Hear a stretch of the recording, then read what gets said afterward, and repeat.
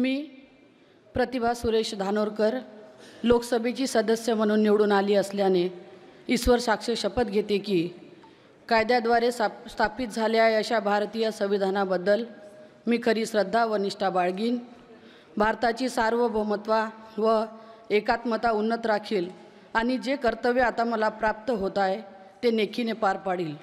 जय हिंद, जय संविधान।